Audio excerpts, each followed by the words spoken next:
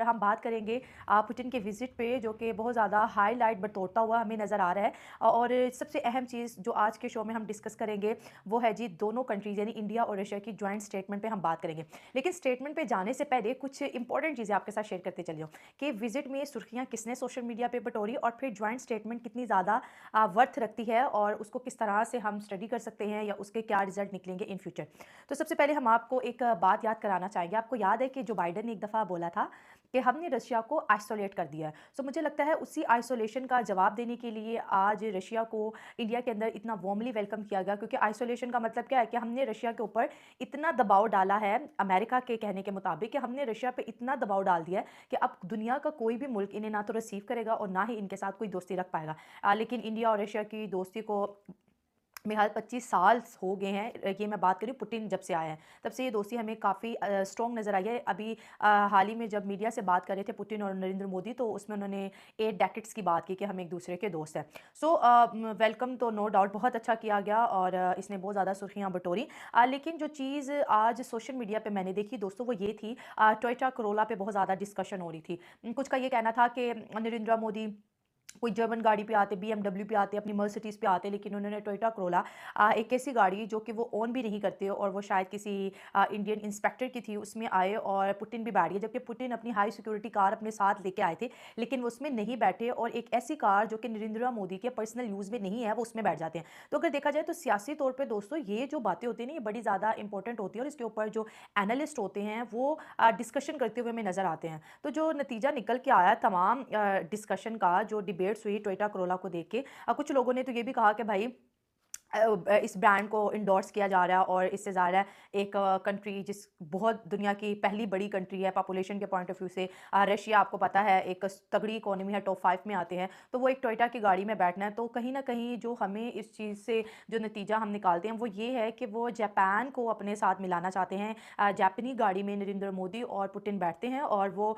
Japan को America से दूर ले जाने की बात करते हैं। वो इस वजह से, जैसे कि अभी हाल ही में आपको पता है कि जापान ने $1 ट्रिलियन की इन्वेस्टमेंट का ऐलान किया है अमेरिका में और ये टोयोटा कोरोला का प्लांट वहाँ पर लगेगा, क्योंकि अमेरिका की ये डिमांड थी कि अगर आप, क्योंकि आपकी गाड़ियों की, जापानीज़ गाड़ियों की अमेरिका में बहुत ज़्यादा डिमांड है, तो अगर आप अपनी ये कार्स हमारी कंट्री में बनाएंगे तो हम फिर आपको टैरिफ पर थोड़ा सा रिलीज़ देंगे। इसी के वजह से जापान ने $1 ट्रिलियन इन्वेस्टमेंट जो है वो अमेरिका में करेगा और वहाँ पर कार प्लांट लगाएगा। तो कार में टोयोटा की दोनों लीडर्स का बैठना शायद जापान की तरफ ये इशारा करना है कि आप वेस्ट की तरफ ज़्यादा ना जाएँ, आप एशियन हैं और एशियन कंट्रीज़ के साथ रहें, हम आपको ओन करते हैं। तो ये एक सियासी इशारा था, जैसे कि वो कहते हैं जासूसी इशारा था, जैसे पुतिन के बारे में कहा जाता है भई बहुत बड़ा जासूस है, इशारों-इशारों में मैसेज पहुँचा देते हैं। तो टोयोटा की गाड़ी में बैठना बेसिकली जापान को एक मैसेज था। दूसरा जो राष्ट्रपति भवन के अंदर जब उन्हें 21 तोपों की पुतिन को सलामी दी गई, तो वहाँ पर उनका जो हैंडशेक करना एक सोल्जर के साथ वो बहुत ज़्यादा सोशल मीडिया पे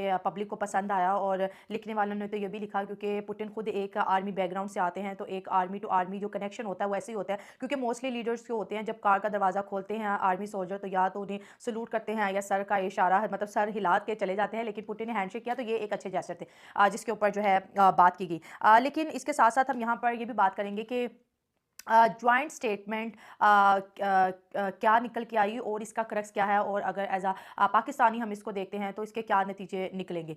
तो बहुत से ये भी कमेंट आ रहे थे कि ये बताएं कि पुतिन के साथ कौन कौन आया था। तो जनाब पुतिन के साथ उनका पूरा कैबिनेट आया था, उनके foreign minister, finance minister, defence minister, और न सिर्फ पुतिन और नरेंद्र मोदी की मुलाकातें हुई बल्कि डिफेंस मिनिस्टर को मिला, फाइनेंस मिनिस्टर को मिला। सो इस तरह इनकी मुलाकातें भी रही हैं। और एक और चीज़ मैं बताऊँ, पुतिन का नरेंद्र मोदी के साथ गाड़ी में बैठना, तो इस वजह से ये बहुत ज़्यादा हाईलाइट हुई हैं।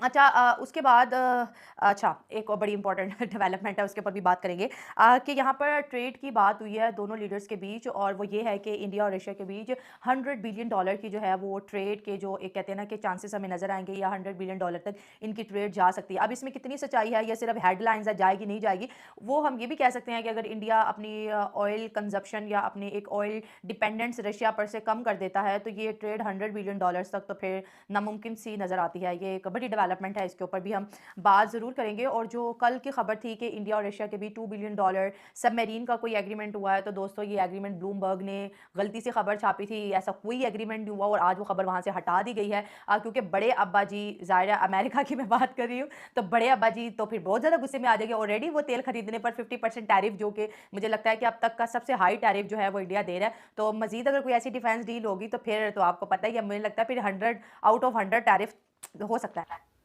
अमेरिका का गुस्सा होना देखने लायक है, क्योंकि नरेंद्र मोदी ने उनके सपनों पर पानी जो फेर दिया है, उनकी डॉलर का बहाव, उनका जो क्रेजपन, उनकी पावरपन, उनका इस गुरूर को तोड़ा है नरेंद्र मोदी साहब ने। अस्सलाम वालेकुम दोस्तों, मैं इकराम बलोच बलूचिस्तान से। बलूच भाई की न्यू वीडियो में आपका स्वागत है, खुशामदीद कहता हूं। भाई साहब, पुतिन वर्सेस नरेंद्र मोदी, क्या मुलाकात हुई, क्या इस्तिकबाल हुई, दुनिया ने देखी, दुनिया ने देखी। यहाँ पे एक और खास बात, एक और खास चीज, जिस तरीके से कहा गया इस वीडियो में कि टोयोटा, जापानीज टोयोटा, यानी कि गाड़ी है जिसमें नरेंद्र मोदी और पुतिन बैठ जाते हैं। इस बात की क्लियर साइन क्या है? क्लियर साइन ये है, देखिए ये कोई छोटी मोटी बात नहीं है, ये रखी मतलब छुपी बात नहीं है, ये दुनिया जानता है हर छोटे से छोटी चीज को। सियासत की नजर से अगर आप देखें तो कहने का मतलब यह है कि भाई साहब वो जापानी को जो है वो अपने साथ मिलाना चाहते हैं, वो कहना चाहते हैं, जिस तरीके से वीडियो में कहा गया कि भाई साहब आए हमारे साथ एशिया में, हम आप एशिया है, आप भी एशिया वाले हैं, आए हैं, डील करते हैं, एक साथ होते हैं, छोड़ो उन कठपुतलियों को। नरेंद्र मोदी साहब का यही कहना है, क्लियरली साइन तो यही दिखाई दे रहा है। क्योंकि यार टोयोटा गाड़ी में बैठना, तो आप समझ सकते हैं कि पुतिन और नरेंद्र मोदी की क्या प्लान्स है इन सब को लेकर। और दूसरी जानिब बेचारा डोनाल्ड ट्रंप, इंडियन दोस्तों, किस तरीके से आप लोगों ने डिस्ट्रॉय किया इस बेचारे को, किस तरीके से। और उससे ऐसा लग रहा है कि उनके सपने उनके सामने टूट रहे हैं, और इसको तोड़ने वाला नरेंद्र मोदी साहब है, पूरी दुनिया जानता है, और वो खुद डोनाल्ड ट्रंप भी जानता है, लेकिन वो छुपा रहा है इस बात को। 15% टैरिफ लगाना और ये गुस्सा जाहिर करना कि रशिया से क्यों तेल खरीद रहे हो आप। और अब जो है, जिस तरीके से नायला ने कहा कि भाई साहब डील हुई थी किसके बारे में, तो वो अब नहीं है, झूठी खबर है। अगर वो खबर सच होता तो आपको पता है कि अब्बाजान वो नहीं था नायला, अब्बाजान ये है इंडिया है अब्बाजान इसका। उसने साबित कर दिया नरेंद्र मोदी साहब ने कि भाई साहब अब हम आपके बिना भी चल सकते हैं। आप हो कौन, आपकी हैसियत ही क्या है? भले आप दुनिया के सामने सुपर पावर मुल्क हो, लेकिन एशिया में हमारा चलेगा, एशिया में रशिया का चलेगा, एशिया में हिंदुस्तान का चलेगा। तो इंडियन मेरे भाइयों, देखें ये आप लोगों के लिए बहुत ही अच्छी खबर है, बहुत ही अच्छी साइन है।